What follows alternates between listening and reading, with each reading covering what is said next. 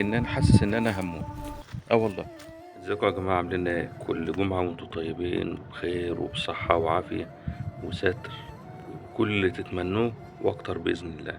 اخباركم ايه النهارده؟ بقى طبعا الجمعه فقلت يعني ايه، انا متعود اروح اصلي الجمعه واخرج اقعد على المقابر شويه. فانا من زمان، من اول ما فتحت القناه دي، كنت صورت لكم تقريبا مره او اتنين، وما عدتش صورت وانا يعني يوم الجمعه. طبعا نتكلم معاكم واحنا ماشيين عشان في جنازة. طبعا مش عارف اخد راحتي في الكلام. فالجنازة خلصت بقى، فانا هروح. انا قاعد والله انا بقالي اكتر من ساعة، يعني اول مرة في حياتي احس الاحساس اللي انا حسيته النهاردة ده. النهاردة النشوة صحتنا عشان نصلي الجمعة. المهم قمت من النوم، ف... فتلاقيتني مفيش تركيز خالص، وعينيا حمرا بطريقة يعني فوق الوصف. كل الاحساس اللي عندي ان انا حاسس ان انا هموت. والله. وقعد بقى يخطر في بالي حاجات. طب انا الوقت لو انا مت دلوقتي، حتى انا قمت قايل للنشوه، لو انا يا نشوه وقعت في الارض ما تتخضش ولا حاجه، ده شويه تعب وهيروحوا الحال، عشان عارف النشوه بتتخض بسرعه وكده. ففجاه حسيت ان انا مانيش طبيعي، وان انا فعلا هموت دلوقتي. فمجرد للحظات كده قعدت افكر، قلت طب وهو اني عامل حسابي للحظه دي؟ عامل حسابي يعني انت قد دخولك القبر في انه الوقت اهو حالا. فبصراحة يعني الحق حق ربنا. قلت لا، انا خايف. انا مش قد اللحظة دي. انا ما عملتلهاش لسه لغاية دلوقتي. واللي يقول انا قدها ومش خايف لا، ده يبقى هو فعلا هو مقصر. عشان مهما انت وصلت لدرجات، لازم تشوف نفسك مقصر. فانا فعلا انا خفت طول الليل وانا قاعد احلم ب- بالاموات. والله. وصاحبي الفلاني اللي كان مات، وابويا معرفش ايه، وام ايه. فعلا يوم غريب. هو اكيد في يعني هو اكيد ربنا عايز يوصل لي رساله معينه، وان شاء الله انا هحسبها واوصل لها باذن الله.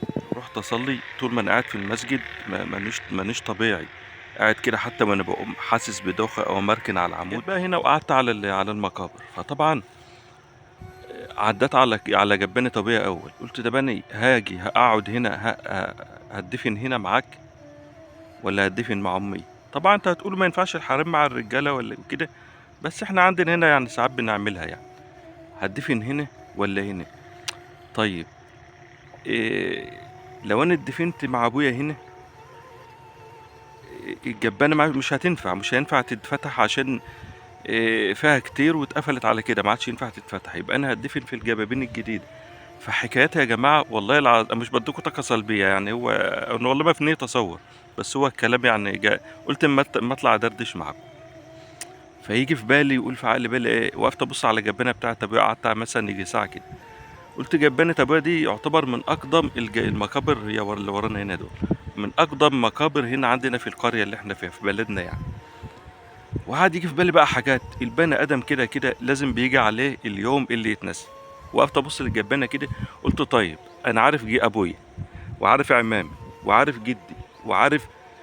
لا، ما شفتش جدي. المهم اجى في بالي، قلت ايه، طب اني اعرف ابو جدي يبقى مين؟ ما اعرفوش، اتنسى. يعني هو مهما وصل صيتك ومهما وصل درجة في كل الرتب اللي عندك، انت هيجي عليك يوم وتتنسى. اسمك ده هيتمحى من الوجود نهائي. قاعد بقى ايه، ابص لنشوة. هي قاعدة على الكنبة قدامي، قاعدة بتفطر وانا قاعد قدامها بفطر. وابص لها وابص للولاد. اقول في عقلي بالي ايه، طب دول يا ترى يعني مثلا من بعد ما الواحد يموت، طب النشوة ده تعيش ازاي؟ بس النشوة ما يغركوش الفرفشه، وان هي فعلا هي ده طبيعتها. هي ما بتحبش الحزن والزعل، هي تحب الضحك والفرحه، وتحب الحياه، تحب تعيش. اقول في علي بالي ده بقى يعني لو انا جرى لها حاجه زي دي، اكيد كل ده هيروح لحاله. لا عادت هتعرف تفرح، ولا عادت هتعرف تعيش، ولا الحياه هتتقلب على هواطيه. ده حاجه ان هو كل واحد في الدنيا فاهم بيته ماشي ازاي. وابص للعيال اقول طب العيال ديت مثلا هتبقى عامله ازاي، ولا هتعيش ازاي؟ طب بس كان الواحد عايش في وسطهم وطول النهار زعيق وشكل، بس يا لا بس يا بيت. فاهمين انتم مستقبلهم هيبقى ازاي؟ ده بالولا سفيان ده لما يكبر هيبقى ازاي؟ حاجات غريبة يا جماعة. ما يعني يا رب ما نشوف حاجة وحشة. ويخلي لكم ولادكم ويخلي لكم حبايبكم وفرحكم بهم يا رب. يا جماعة والله هي مش طاقة سلبية ولا عمري طلعت بفيديوهات زي دي، بس فعلا هو إحساس غريب، فكان نفسي أوصله لكم وأنا مش عارف أوصل، يعني لغاية دلوقتي أنا مش عارف أوصلكم، بس هو خير. خير. هو الموت علينا حق، كلنا هنموت، وأقرب حاجة للإنسان هي الموت. يعني أنت مثلا لو نفسك في بيت هتصحى تروح تجيبه، نفسك في أكلة هتروح تشتري لها حاجتها إنما هو الموت دي أقرب حاجة مننا فينا، هو الموت فينا، ده أقرب حاجة للإنسان، واللي ينكرها يبقى بني آدم ضلال. يعني ما طلعكم الموت ده، هو مش جو حزين ولا حاجة والله. دي شجرة فول، شايفين النحلة؟ النحلة اللي بتاخد الرحيق من الزهرة دي وبعد كده بتخرج على هيئة عسل. دي شجرة فول أخضر، ماشي. دي خضرة انتوا بتسموها بقدونس. وده جرجير اهو، ده جرجير. ودي بطاطا.